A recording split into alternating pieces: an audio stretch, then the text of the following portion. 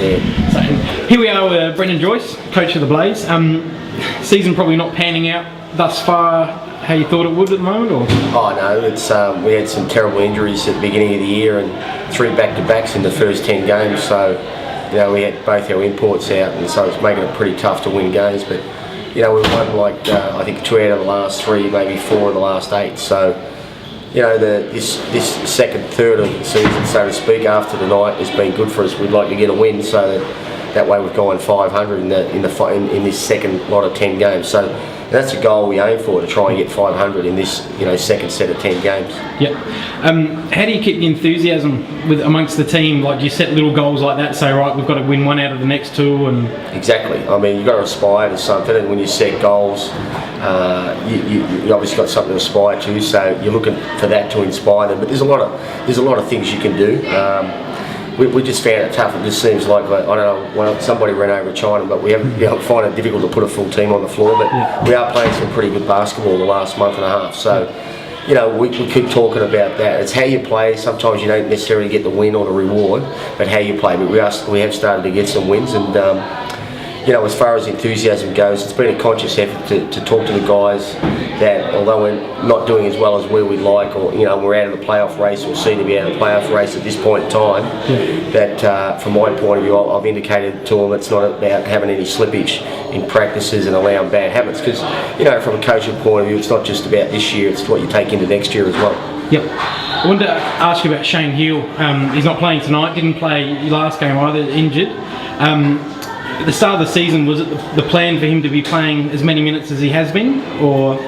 No, not really, because the plan was, and I said to Shane, you'll probably play about 32 to 36 minutes. I rotate players, but we didn't have Hawkins at the beginning of the season. A lot of injuries. We didn't have Harvey, wasn't 100%. He sat out the whole pre-season, so it took him 3 games. We didn't have Luke Whitehead, so that meant the players did have to play extra minutes, and we thought as the season would progress that as we get everybody back, he'd play less minutes. But then we lost Harvey for 3 games. We lost McGregor for a couple of games, and it's just the way it's panned out. That now we've obviously lost him for a couple of games, but we had a good win without him, and did very well against Wollongong.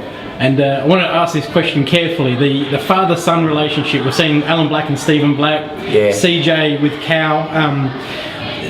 Andy and Lindsay. Yeah. One of those things that is very easy for people to have shots at you about preferential treatment for and that sort of thing. How do you handle people coming at you with those sorts of questions? Well, no one really has, mate. You're the first one. Oh, wow, fantastic. People make comments obviously behind the scenes, but look, he's really judged by what he does on the court and how hard he works at practices, and he has a respect to the players. He's come through the juniors. I didn't coach him through the juniors, but I wanted to pick him up as a senior coach, because we feel he's going to be a very good player, and he's having a pretty good year. So you really base it on what he does at practice and how he relates to his teammates, and he gets respect from his teammates, because there's no way he's going to be allowed to have a shortcut, mate. I can tell you that now. Yeah. So does Dad get free rein to push him a little bit extra hard at training, or? Look, to be honest, you just forget, because you're so entrenched in the game and winning and about trying to win and what you want to get done. Honestly, you don't even think about it, And obviously, some people, have an opinion. You can't stop people from having their opinions. They're entitled to have their opinions, but mate, you've just got to do everything that everybody else does. So it's as simple as that, and there's no shortcuts for him. Yeah, and the passion that you bring on the sidelines is probably the utmost of the league. You're not shy from backing down from letting the heart on the sleeve situation. Do you ever find yourself thinking about, maybe I did overstep the bounds there, or that's what Brendan Joyce is about? And it's. I look at other coaches around the league. I think everybody's passionate in their own way, and sometimes you may go close to stepping over the line. It's not necessarily about you. It's usually over a player. You're trying to. You feel the player's been hard done by, so you're giving that player support. So from that point of view, I very rarely get a technical foul. I mean, when I do get one, probably everyone knows about it, but very rarely get one. So, but as far as I guess the passion that comes from not only being involved in basketball, I love the game. I played a lot of footy when I was young and had to make decision in between footy and basketball. And as most guys that play footy, you would know that footy players are a lot more vocal than basketball players. So, but when we go back through the history, a lot of footballers made good basketballers, a lot of good basketballers made good footballers. We've got a few kids today, penalty, but the footy culture is a little different. A lot of basketballers tend to be quiet. Footy players, it's all about getting in those club rooms, and so I had a part of that culture. Okay. So maybe that, you know.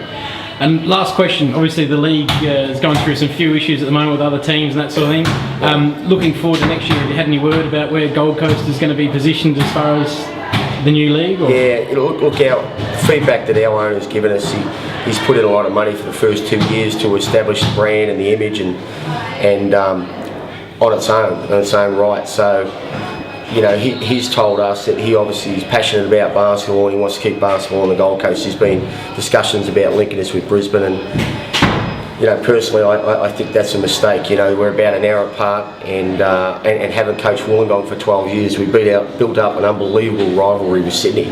We started down the bottom at Wollongong, then we started to win, and when we started to beat Sydney, we get 2,000 people come from Sydney to Wollongong, and that thing was really healthy.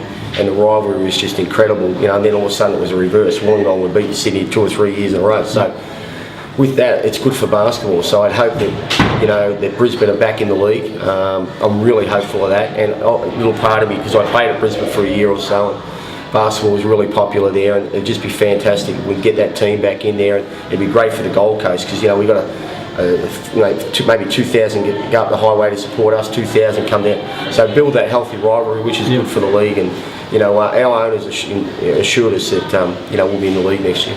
Great. Thanks for your time. No worries, guys.